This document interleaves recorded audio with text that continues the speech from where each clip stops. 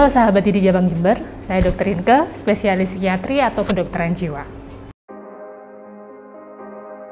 Pada kesempatan kali ini, saya akan menjawab beberapa pertanyaan yang sering muncul terkait masalah kesehatan mental yang dapat terjadi selama masa pandemi COVID-19. Namun sebelum itu, jangan lupa untuk like, subscribe, dan aktifkan notifikasi untuk channel ini dulu ya. Pandemi ini pasti jadi stresor untuk kita semua ya. Kenapa sih kok pandemi ini jadi stresor atau hal yang bikin stres untuk kita semua? Yang pertama, pandemi ini mengubah banyak sekali aspek kehidupan kita. Yang kedua, karena namanya pandemi, hal ini dialami oleh seluruh orang di dunia, sehingga ini bukan sesuatu yang bisa kita hindari, sehingga kita tidak bisa, aku nggak ngerti, aku nggak ngalamin ini, aku mau nggak ngurusin ini, nggak bisa, karena semua kita mengalami. Yang ketiga, kita dulu mungkin tidak beranggapan bahwa pandemi ini akan berlangsung sampai sepanjang ini ya, tapi ternyata pandemi ini berlangsung panjang dan terus-menerus ada perubahan, terus-menerus ada ketidakpastian, dan ketidakpastian itu tentu saja membuat kita menjadi sulit menghadapi hari-hari. Yang keempat, pandemi ini mempengaruhi semua orang secara luas, yang artinya kadang-kadang kita mungkin merasa, oh saya bisa minta tolong sama si A, sama si B. Tapi kadang-kadang si A atau si B juga terdampak pandemi, sehingga pada saat ini mungkin sampai derajat tertentu, semua orang itu sebenarnya sedang tidak stabil. Nah, karena alasan-alasan itu tadi, tentunya pandemi ini akan berdampak pada kita baik secara fisik maupun secara mental. Terkait dampaknya secara mental, akan ada beberapa hal yang saya akan bahas di sini. Yang pertama adalah, kenapa sih kok kita penting mengetahui dampak pandemi ini secara mental bagi kita semua? Yang kedua, saya akan menjawab pertanyaan juga terkait bagaimana cara kita mengenali saat kondisi mental kita ini sudah terdampak secara signifikan oleh pandemi ini. Yang ketiga, tentu saja kalau kita sudah bisa mengenali dampak dari pandemi ini terhadap kondisi mental kita, tentu saja kita harus melakukan sesuatu kan. Jadi nanti yang ketiga saya juga akan memberikan cara-cara mengatasi masalah saat kondisi mental kita terdampak.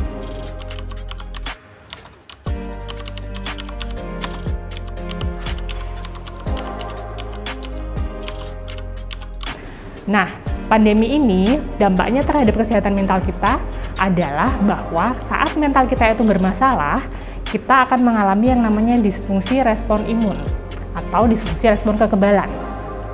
Saat terjadi disfungsi respon imun, ada dua hal yang mungkin terjadi. Yang pertama adalah imun kita atau kekebalan kita jadi menurun. Yang kedua adalah imun kita atau kekebalan kita jadi terlalu aktif. Saat respon kita menurun, daya tahan tubuh kita terhadap penyakit juga jadi berkurang, sehingga kita mudah terkena virus, antara lain virus corona. Saat respon imun kita terlalu tinggi, badan kita akan cenderung untuk melakukan respon-respon yang tidak penting. Bahkan saat sebenarnya tidak ada serangan, kita juga respon imunnya itu juga sudah bekerja, sehingga akhirnya badan itu kelelahan. Saat badan kelelahan, pada akhirnya dia juga akan menyebabkan respon imun jadi turun juga, sehingga kita juga akan lebih mudah terserang penyakit. Karena itulah, kesehatan mental ini harus kita jaga. Tujuannya agar respon imun kita tetap baik, sehingga kita bisa tetap berupaya untuk seminimal mungkin tidak terkena COVID-19. Nah, saat kita gampang sakit nih, fungsi sehari-hari kita kan juga akan terganggu kan. Kalau fungsi sehari-hari kita terganggu, otomatis hidup kita kualitasnya juga akan menurun, sehingga balik lagi muter, kita juga jadi sulit bahagia, kita juga jadi sulit berinteraksi dengan orang, dan hal-hal lainnya yang menyebabkan hidup kita jadi nggak enak lah intinya.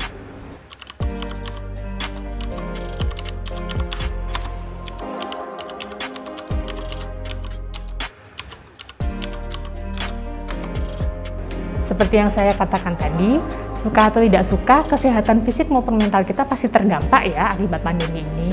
Namun, saat kesehatan mental kita terdampak secara signifikan, itu yang harus benar-benar kita sikapi dengan segera. Nah, gimana sih caranya untuk bisa mengetahui bahwa kesehatan mental kita sudah terdampak secara signifikan? Ada 3 hal yang perlu kita perhatikan di sini. Yang pertama, adanya gejala. Yang kedua adalah adanya ketidaknyamanan dari kita sendiri ataupun dari orang-orang sekitar kita terkait gejala yang kita alami itu tadi. Yang ketiga, adanya gangguan fungsi kita sehari-hari yang disebabkan oleh adanya gejala-gejala itu tadi. Gangguan fungsi ini bisa dalam gangguan makan, gangguan tidur mungkin, atau mungkin gangguan dalam kita bekerja dan kita belajar. Itu 3 hal yang perlu kita perhatikan yang menunjukkan bahwa kesehatan mental kita sudah terdampak. Kalau ada perubahan dalam hal-hal itu, kita perlu hati-hati nih. Nah, gejala-gejala seperti apa sih yang bisa menunjukkan bahwa kesehatan mental kita terdampak? Ada 3.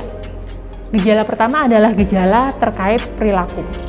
Gejala kedua adalah gejala terkait mood atau cara kita merasakan sesuatu. Yang ketiga adalah gejala tentang cara kita berpikir.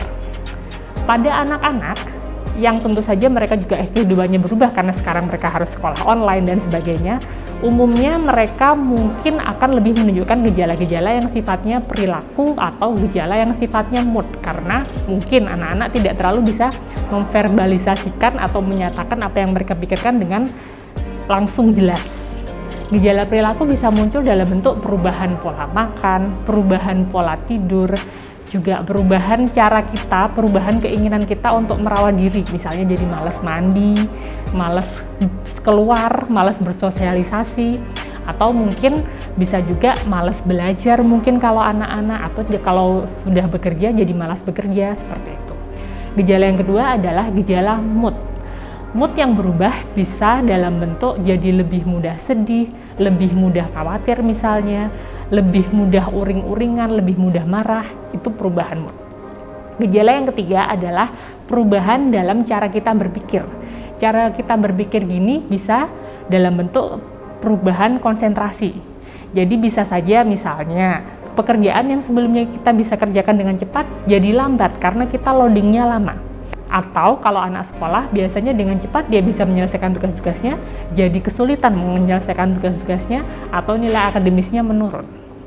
Bisa juga gejala dalam cara berpikir ini muncul dalam bentuk kita jadi gampang negative thinking, kita jadi gampang berprasangka, atau mungkin kita justru jadi punya keyakinan-keyakinan yang tidak masuk akal. Seperti misalnya jadi sangat optimis dan yakin bahwa oh pasti kalau saya keluar tanpa masker saya akan tetap selamat karena saya punya kekuatan lebih, saya punya kekuatan dari nenek moyang saya, dari kekuatan gaib dan sebagainya, jadi punya keyakinan-keyakinan yang tidak masuk akal. Itu adalah gejala yang bisa terjadi saat kita mengalami gangguan dalam proses berpikir kita.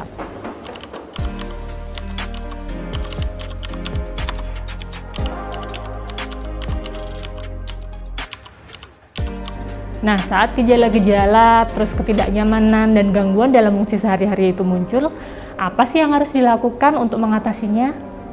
Yang pertama, kita perlu sadari dulu ya, bahwa tidak apa-apa kalau kita merasa tidak nyaman atas kondisi ini, karena memang kondisi ini tidak nyaman.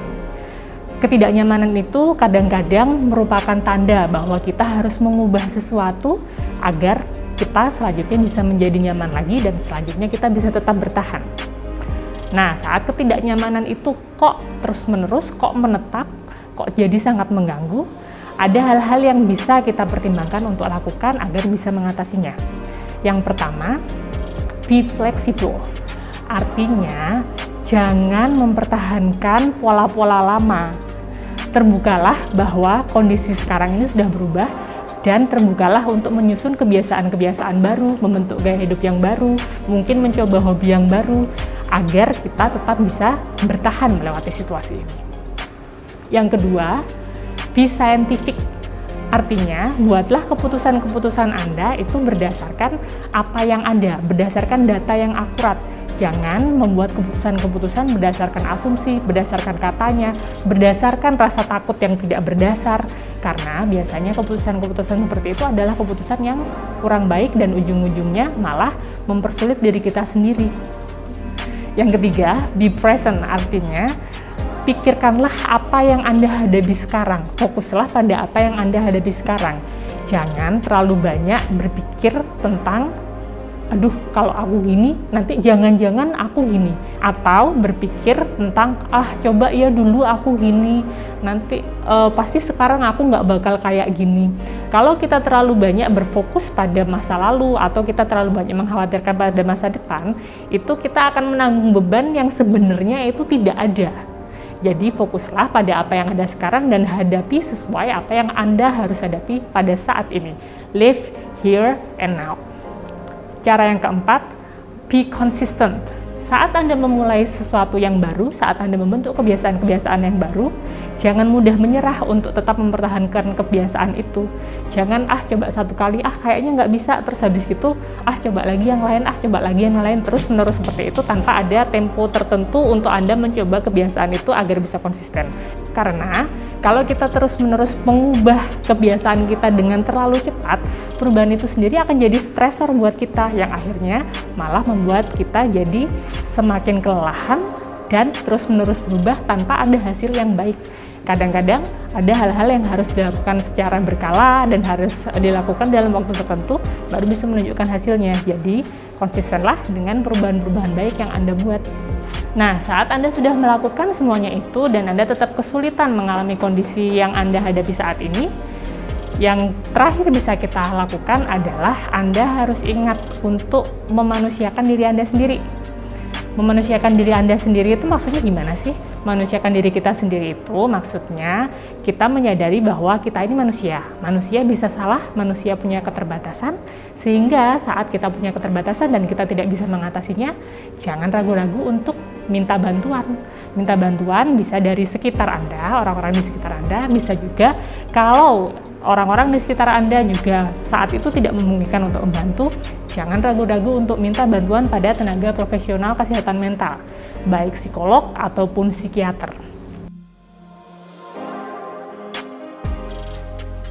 Kalau Anda khawatir tidak bisa menjangkau tenaga profesional karena misalnya Anda sedang melakukan isolasi mandiri atau Anda terkendala akses dan rumah Anda jauh sekali dari layanan kesehatan, jangan khawatir, kita juga bisa menjangkau Anda lewat telemedicine atau lewat layanan konsultasi online.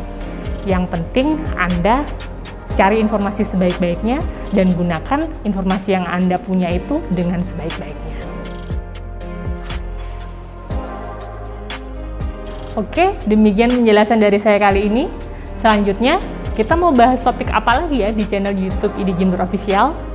Yuk, tulis saran dan masukan di kolom komentar di bawah ini ya. Terima kasih sudah menonton. Jangan lupa like, subscribe, dan aktifkan notifikasi pada video ini agar Anda menjadi yang pertama mengetahui video kita selanjutnya. Sampai jumpa, masyarakat sehat, masyarakat sejahtera.